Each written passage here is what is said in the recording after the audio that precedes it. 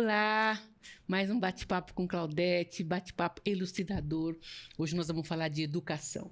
E as ações são muitas, mas a gente vai falar só de algumas. E aí fica a dica para procurar o link que nós vamos deixar, né, disponibilizado para saber mais detalhes. Tudo bom, Claudete? Tudo, como sempre. Então, educação é tão vasto, né? Seu mandato foi bárbaro nesse sentido, mas nós vamos focar mais hoje, agora aqui, na educação infantil. Antes do seu mandato, as creches, elas pertenciam à Secretaria do Bem-Estar Social, não é isso? E aí você passou para a educação, porque não era considerado educação cuidar de criança, né? Me conta. Então, é bem isso mesmo. Um dos compromissos de campanha foi fazer essa adequação, né? Colocar as creches na educação. Porque, como já dizia Paulo Freire, e eu me ancorei muito naquela publicação dele, Professora Cintia Não, que a educação infantil não era aquilo que os governantes até então, até por desconhecimento, de entendimento, de aprofundamento teórico, entendiam. Então, assim, o cuidar e o educar nunca pode ser desassociado. Então, você cuida e você educa em toda a etapa do desenvolvimento. E como eram os equipamentos herdeiros da roda dos expostos, da roda dos excluídos, então os sucessivos governos entendiam, até por uma reivindicação do movimento de mulheres que precisavam de um local para deixar seus filhos para trabalharem, que era apenas assistencial, que era apenas para cuidar, quando não. Não dava, o desenvolvimento infantil faz parte do processo educacional. Então, nós já vínhamos há muitos anos, né, lutando para que a LDB tivesse esse entendimento. E foi um feito que nós conquistamos em 96, onde, no início das disposições lá da educação, nós conseguimos convencer o Darcy Ribeiro, um grande educador, que foi um grande aliado, que a educação infantil consiste na primeira etapa da educação básica. Então, quando eu apresentei esse projeto, que também foi um dos carros-chefes da minha campanha, porque até então cansamos de pedir para os vereadores fazerem as adequações legais necessárias para reconhecer. Então, a gente se ancorou muito nessa questão da LDB. Então, o vereador, lembrando, ele tem a função de legislar, fiscalizar e garantir a ampliação da oferta e a qualidade de serviços públicos. E, no caso da educação infantil, não poderia ser diferente. Então, já no período eleitoral, eu consegui cumpliciar essa transição das creches, tirando-as do bem-estar social e colocando-as no devido lugar, que seria na Secretaria Municipal de Educação. Então, mesmo antes de ser eleita, eu já tinha essas tratativas com a então candidata, que depois, como eu vereadora e ela prefeita, já tínhamos combinado isso, que nós traríamos as creches do bem-estar social para a Secretaria da Educação. E isso fez toda a diferença, né? Porque eu denominei, inclusive, Conceição, esse processo, que foi um processo muito traumático, tinha-se muita inaceitação por parte de sindicatos, por parte de educadores, e eu denominei esse processo de reconhecimento dos filhos bastardos da educação. Entendi. Pode perguntar. É porque, até então, esse profissional de educação não era exigido dele qualificação, né? Não era exigido nem sequer o magistério, né? E aí... É verdade. Então, o que a nossa proposta fez e exigiu que a prefeitura cumprisse. Primeiro, como eu disse anteriormente, nós trouxemos esses equipamentos do bem-estar para a Secretaria Municipal de Educação. E o que o projeto fez? Garantiu a formação para quem não tinha, porque para ser professor, no mínimo, você tinha que ter magistério, a formação em magistério, e para quem tinha já a formação, a inclusão na carreira do magistério, ou seja, ser reconhecido como professores. E os que não tinham, o projeto garantiu que a prefeitura arcasse com a formação daquelas mulheres que, na grande maioria, eram mulheres, e um destaque aqui, mulheres negras, porque como era um trabalho muito mal remunerado, a maioria eram de mulheres negras, não exigia formação, e aí tem a correspondência com a situação piramidal onde se encontravam a grande maioria das mulheres negras. Então, deu a formação de ADI Magistério nível 1 e nível 2. Para quem já tinha o fundamental, era uma complementação de magistério, e para quem já tinha o nível médio, a formação era de 1 ano. E, após isso, também, a formação em nível universitário. Eu não gosto muito de usar a palavra nível superior, né? Superior a quê? Em nível universitário em pedagogia. E mais, durante este período, o projeto, no seu artigo 23, indicou que a prefeitura, tão logo aprovasse, teve 4 meses para aumentar de uma única vez o salário dessas mulheres que trabalhavam nas antigas creches, que nós, na mudança também, alteramos o nome de creche para SEI, Centros de Educação Infantil, e essa lei, mesmo no período de formação, tirou todas elas de um salário de R$ 358 para R$ 932, que na época, imagine, faz a conta, né? Mais que 100%. E aí a gente, quando a prefeita sanciona num ato solene no Anhembi, ele parou o Diário Oficial da cidade, porque ele teve que publicar a alteração salarial de 7.532 mulheres que trabalhavam nesse setor, que tiveram pela primeira vez um olhar de reconhecimento ao fantástico trabalho que elas exerciam de forma... exerciam um magistério não reconhecido. Por isso que eu denominei esse processo do reconhecimento dos filhos bastardos da educação. Então, teve essa alteração salarial de 358 para 900... Quase 300%. Para R$ 932, enquanto elas faziam a formação. Entendeu? Enquanto elas faziam a formação. Então, deixando bem claro, essas mulheres não foram substituídas, elas foram capacitadas. Não. Né? Tinha proposta no interior do governo, inclusive dos meus pares. Teve muita resistência na minha bancada, na bancada de outros partidos, inclusive de sindicalistas, de Sindicato da Educação, que achavam que eu ia retirar com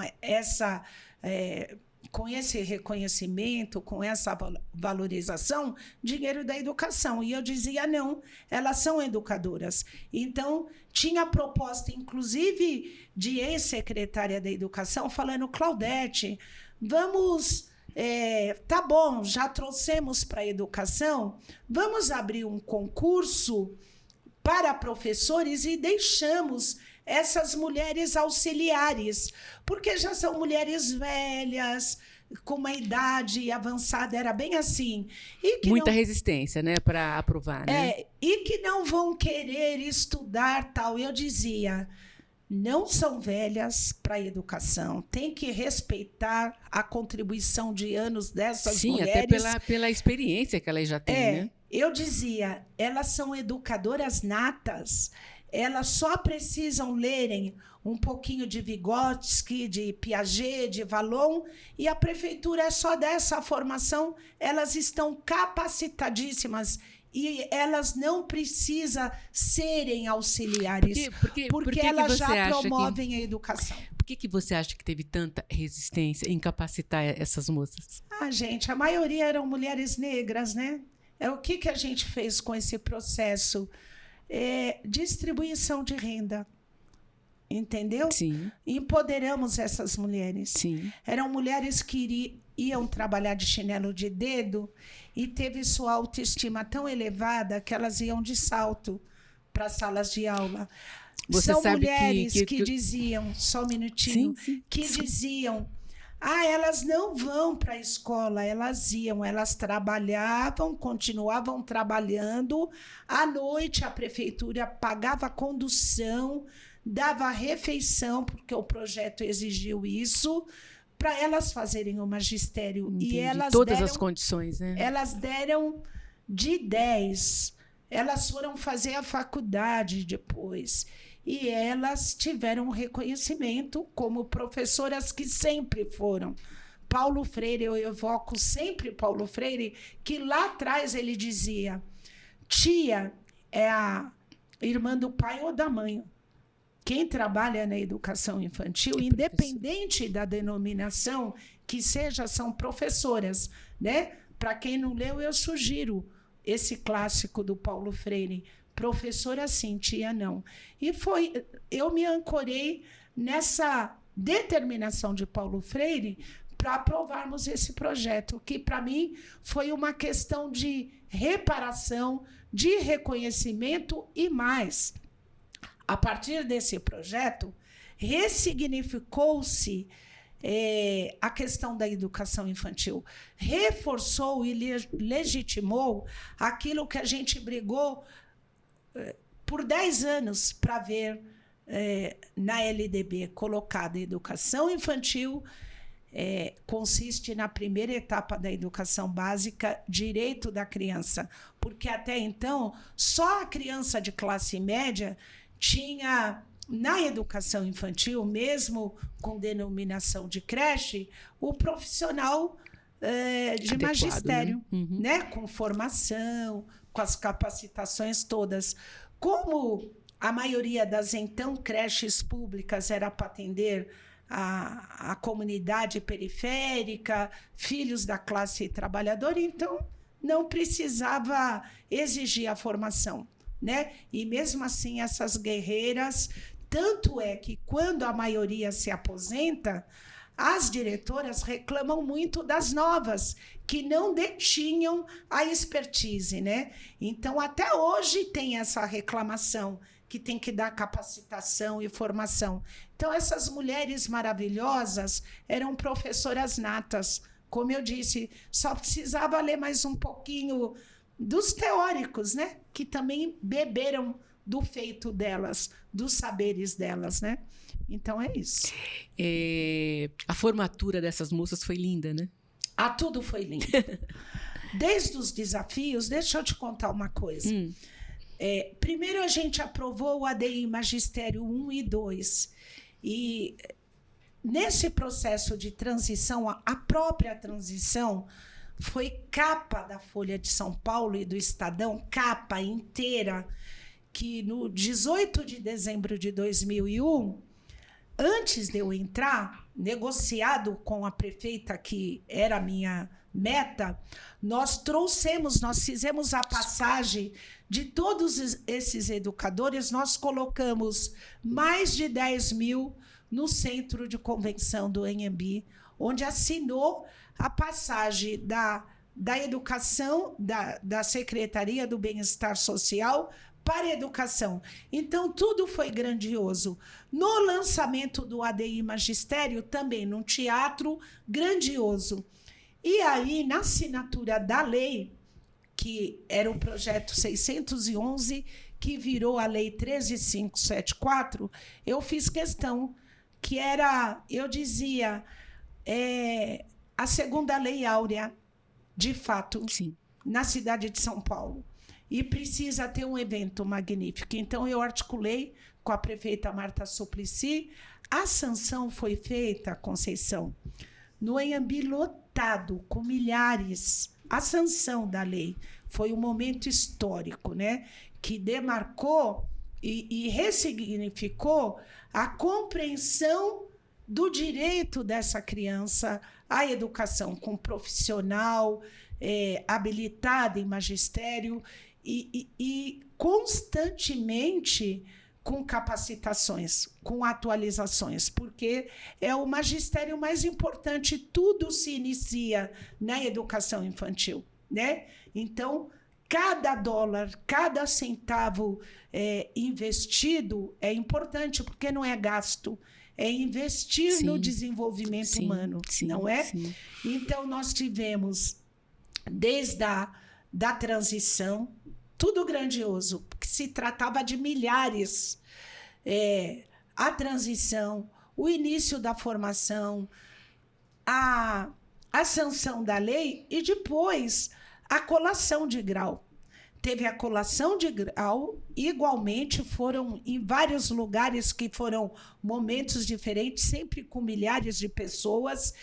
E nós comemoramos em 2004, nós ousamos, as guerreiras da educação infantil, essas mulheres que achavam que eram analfabetas, não sei o quê, tinha que comemorar solenemente. Então, nós realizamos o baile de formatura, e onde? Na Arena Palmeiras, que reuniu mais de 4.000 professoras e seus acompanhantes. E acho que foi um dos momentos onde a arena não foi mais a mesma. Eu sou corintiana, mas não tinha disponibilidade no Parque São Jorge, não caberia. Então, nós realizamos lá na Arena Palmeiras o baile de formatura das ADIs. E elas estavam lindíssimas, foi um baile de gala, os companheiros, os filhos de smoke, de terno, elas com seus vestidos longos. E eu e a Marta Suplicy fomos as madrinhas. Olha, né? Que lindo. Então, foi um momento muito gratificante. Particularmente esse assunto me toca muito, porque eu tenho uma parente muito próxima que participou de todo esse processo. Que bacana. Sim, ela sabe disso e ela é muito grata. Mas me conta de um episódio que a gente já conversou, de um rapaz onde você foi estacionar o carro lá no Shopping Paulista.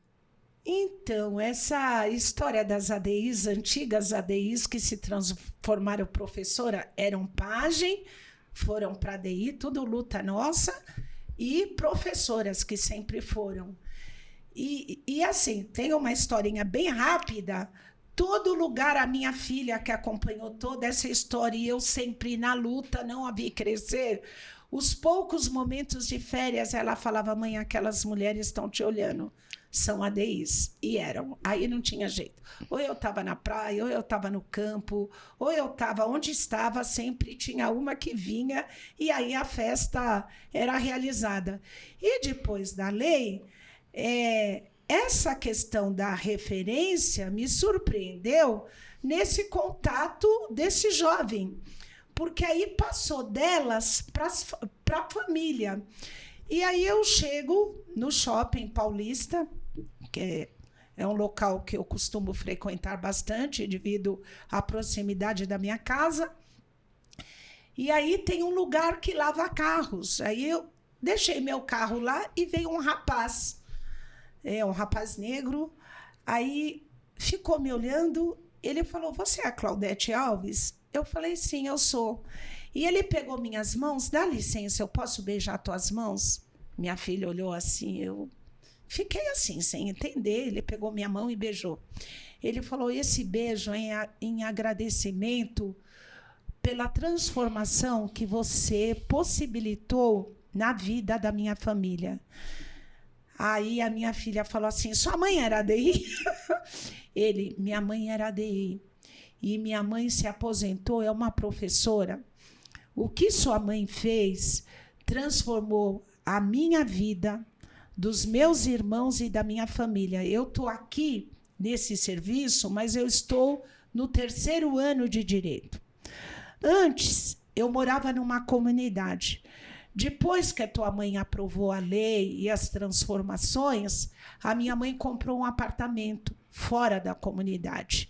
E hoje, a minha mãe é avalista do apartamento da minha irmã e do apartamento do meu irmão. E todos nós estamos fazendo a faculdade. Então, por isso, de beijar a mão da sua mãe. É muito bonita essa história. E é algo que pode parecer demagogia, tal, mas é real. E hoje, vira e mexe, a gente é parado assim. E é companheiro, e é sobrinho, e é... Então, assim... As ramificações, né? Num primeiro momento, a gente interviu na vida de 7.500 mulheres trabalhadoras de creche e foi concreto, foi efetivo, entendeu? Então, sei. assim, sair de 358 para 932 para quem não tinha formação. A partir do momento da formação, elas foram incluídas na carreira do magistério e essa lei, por 15 minutinhos a mais da hora relógio, é o maior salário do magistério paulistano. Elas ingressam nessa jornada com esse salário e não tem interferência. Então, elas só têm aumentos na sua vida. E quando da aposentadoria, mesmo com todas essas reformas, é o único professor do município de São Paulo que não tem achatamento, Sim. mesmo com as alterações colocadas.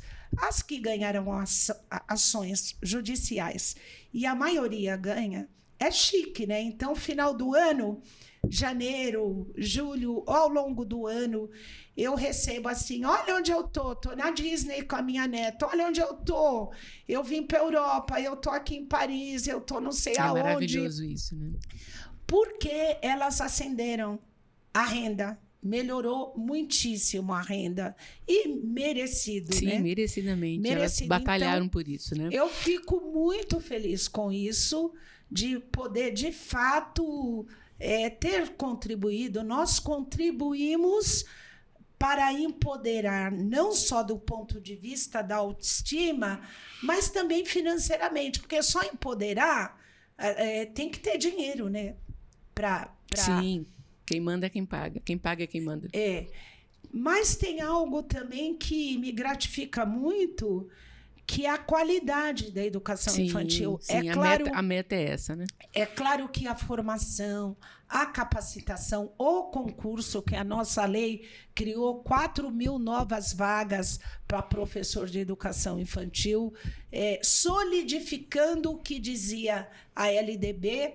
Isso propiciou, porque se eu contrato pessoas com magistério, então interfere também na qualidade, não que não tinha, mas com aprimorou, as questões, melhorou, né?